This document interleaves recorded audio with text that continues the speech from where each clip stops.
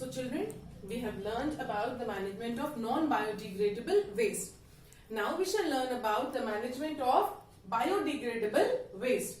Now what is biodegradable waste?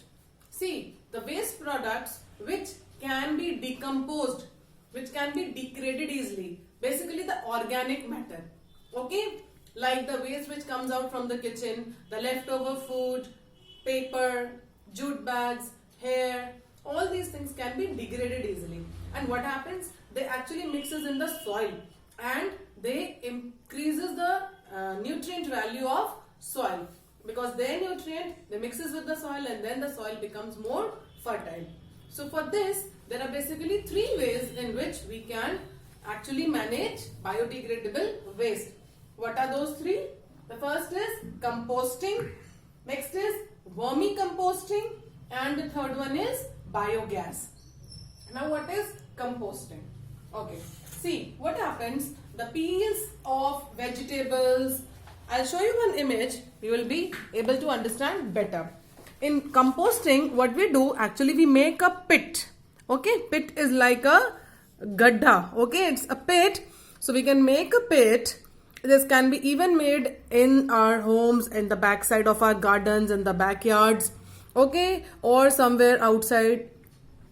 Okay, in the cities. So there are big compost pits made, and what we do is the vegetable and the fruit peels, the eggshells, the paper, jute products, hair, they all can be converted to compost in the pits like this. This is called as compost pit. Now what happens here, with the help of the action of bacteria or fungi, they are basically the decomposers. These decomposers, they actually act on this and then they help this garbage to mix with the soil. So this keeps on mixing with the soil with the help of, or with the action of bacteria and fungi. So such type of pits are called as compost pits. And they can be made at large level outside the cities. They can be even made inside the cities. They can be even made in the house. Okay, suppose if you have a big garden, you can just dig a pit and then whatever waste is produced from the kitchen, remember, not the plastic waste, not the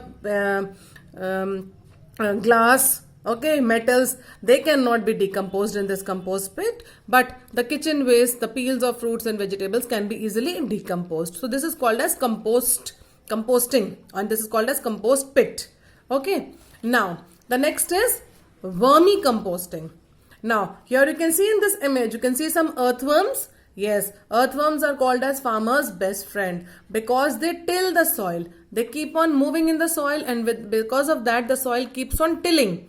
Tilling means upar niche. Okay, so what do these earthworms do? They actually, in vermicomposting, these earthworms are involved.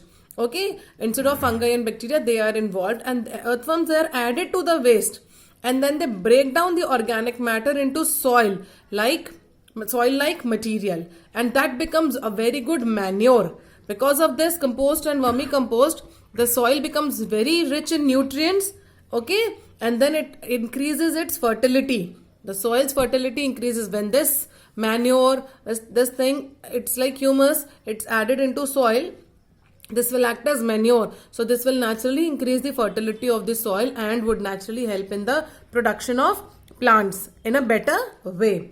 Now the last thing is biogas. Now what is biogas? See, biogas is basically produced in a biogas plants. The cow dungs, the buffalo dungs, along with the agricultural remains. What are agricultural remains?